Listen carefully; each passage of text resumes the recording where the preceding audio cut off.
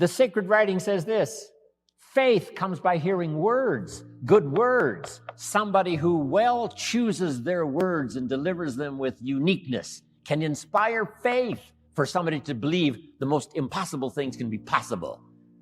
And that excitement of possibilities comes from hearing or reading unique words. One of the best phrases I could give you for the day, here it is: don't be lazy in language. Don't be lazy in language, because the gift of language can create a career. It can help somebody see the way into the future. It can help somebody change from who they are to who they would like to be. It will help you to see the gift of your own intellect. There's an innate vocabulary in all of us that helps us to see, helps us to translate what's going on in the world, what's happening, so that we can make good decisions instead of poor ones. We can make less mistakes this year than we made last year. One of the major things to pray for is to be gifted in language, because it can have such a dynamic effect on your children. It can have such a dynamic effect on your business. It can have such a dynamic effect on your customers. It can have such a dynamic effect on your business partners, that not to continually get better and better at the gift of language would be a great mistake. Let it open doors nothing else will open, the gift of your language. Let it help people to see possibilities that they cannot see now. And you join in those possibilities and make another fortune and another fortune, all the way up the ladder as far as you wish to go. I don't know how high you need to go.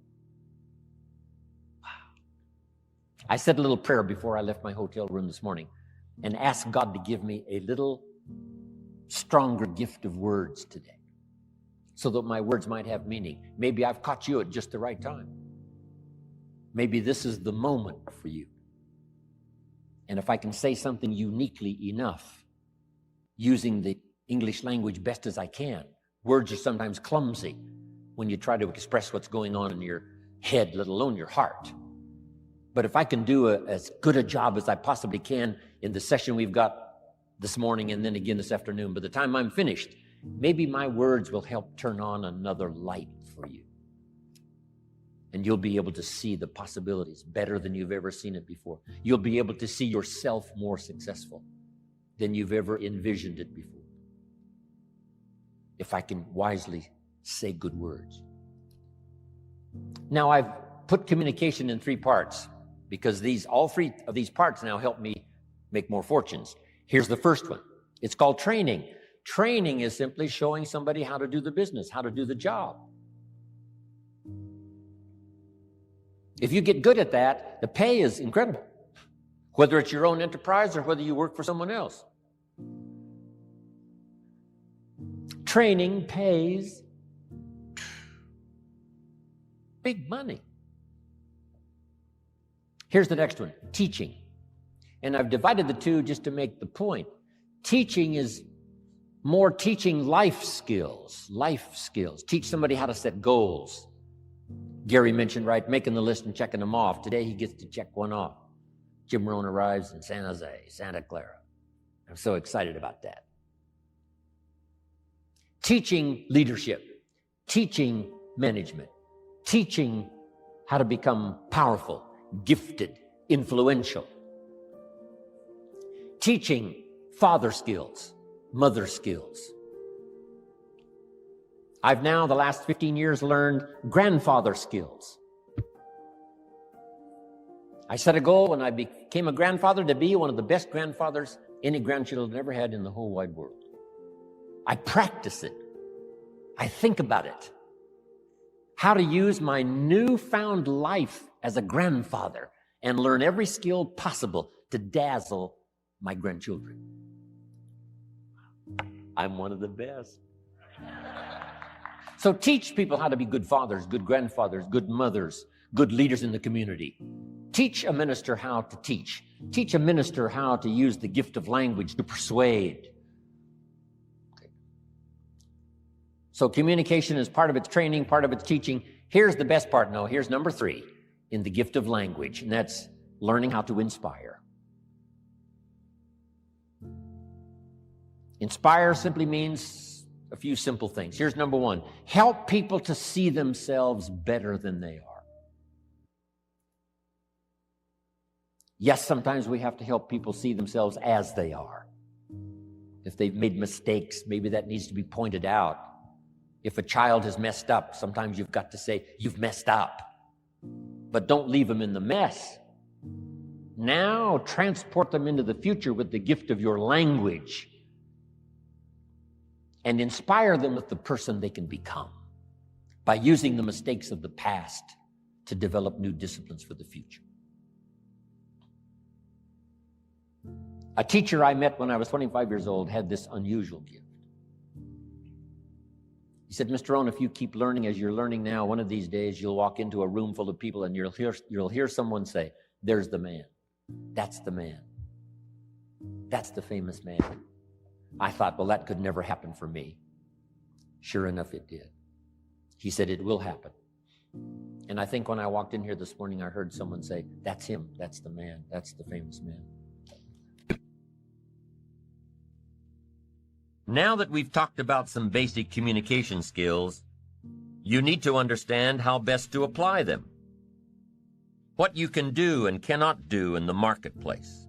How you talk and act while playing volleyball on a Saturday afternoon probably isn't the same as how you'd talk and act around a group of people who want to invest in your company. How you communicate with your old friends and family members is probably an abbreviated version of how you should communicate in a high-powered business setting. When you meet a new group of people, you must watch and listen and be alert before you decide on the appropriate communication style. You might greet old friends with a slap on the back and a tasteless joke, but you certainly wouldn't greet a multi-million-dollar opportunity that way. You must take a few moments to study the temperament of your audience. Listen to how they communicate with each other. Watch how they react to situations and comments. Study your audience, lest you engage in some behavior that will prove inappropriate and costly. Some people would make about $150,000 a year, but they have to be satisfied with about $50,000 because their behavior is costing them the rest of it. They've got the skills, but their behavior is costing them. Keep setting them aside. So let's talk about some of those things in the marketplace that might cost you more than you want to pay. Here's one: bad language. You've got to be careful with language in the marketplace. You've got to be careful here. Some language is more appropriate for the bar. So what should you do? Leave it in the bar. Or else what? You'll have to pay the consequences. We must all be students of consequences, things that cost us, and language is one of the most important ones to consider. Language in the marketplace. Now, if you cuss and tell dirty jokes in the marketplace, that's acceptable to who? Other people in the marketplace who cuss and tell dirty jokes. You've got no problem with them. Matter of fact, they'll probably enjoy having you around. But if you cuss and tell dirty jokes to those who will be offended, then what? They certainly won't want to have you around. And what happens then? It'll cost you. Next one, being late. In some circles it's acceptable, but I'm telling you, most people view being late as being disrespectful. Disrespectful of their time. And if they feel that you're disrespectful of their time, they'll also feel you're disrespectful of their business. Why? Because everything affects everything. Now, if you have a legitimate excuse and your reputation already says that you're punctual, then you might get away with it a time or two. But be careful about being late. One day you just may be too late to close the deal. Be on time. You've also got to be careful about using inside lingo on the outside world. Your industry's buzzwords are just that. Your industries. Be careful not to use this terminology on the outside. People who speak computer language, they've got to learn to shift gears when they go out into the open marketplace. So watch your lingo.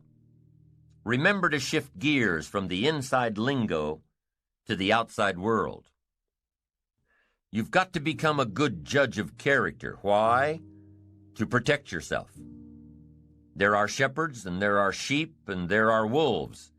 And we must be wise and understand that some wolves are so clever, they've learned to dress up like sheep. But do not miss the story of the full drama of life called good and evil. Awareness, sensitivity, understanding, knowing the scenario and being on alert for what is called the inevitable. We must learn to be a good judge of character. And here's something else we must learn to do to work well with others. We must learn to deliver criticism and express anger in a safe way. It's inevitable, during the course of working with others, it's inevitable that you'll come across some situation that'll result in anger. Or criticism needs to be handed down. It's just a part of life, that you delegate some responsibility, and through either a lack of good communication or a lack of good listening on the other end, it's inevitable that some situation will get you all hot and bothered. Now, what do you do with your anger? You can't lash out. You can't lash out at your children or your friends or your colleagues. But here's what you can do, and here's what you must do. Lash out at the problem or the situation. Honey, you say to your teenager, you know I love you, but what you did was wrong. I hate it that you took the car without asking first. And I especially hate it that you got a speeding ticket. What were you thinking? So whatever the punishment might be, make sure you're punishing the bad deed, not the person. Your assistant ends up sending the contract to the seller instead of the buyer. Make sure your assistant knows that you appreciate him, but you don't appreciate the wrongdoing. Whatever criticism you hand down, whatever anger you're processing, make sure that the one to receive it knows full well that you care about the person, but hate what they did. And if you're too steamed up to be this rational about it, make sure to keep your mouth closed until you've cooled off a bit. In Dale Carnegie's book, The Leader in You, he describes the attributes of kind criticism. He quotes Andres Navarro's technique of kind criticism as the 3-for-1 rule. If you don't like something about the way someone works, write down the problem. But before you confront that person with criticism, discover 3 good things about the person. Noticing 3 good things gives you the right to criticize 1 bad thing. Interesting thought. Criticism after appreciation. With well-delivered words, well-chosen words, you can admonish the doing without admonishing the doer. This is important. You love the person. You hate the act. Make sure they know the difference. You don't have to couch the words. You don't have to hide your anger or disappointment. But you do have to make sure that your communication is effective so that the wrongdoing will never be done again. And the more you care, the stronger you can be. This has to do with intensity now. The intensity of your communication to those you work with, those you live with, those you're close to. The more you care, the stronger you can be. If you really care for someone, I'm telling you, they'll give you room to get right on their case. They'll give you room to use some powerful language. They'll give you room to go right after them. If they know that you really care. You can solve some sticky problems. You can attack the dark side and the bad behavior. They'll give you room if they know how much you care. And the more you care, the stronger you can be.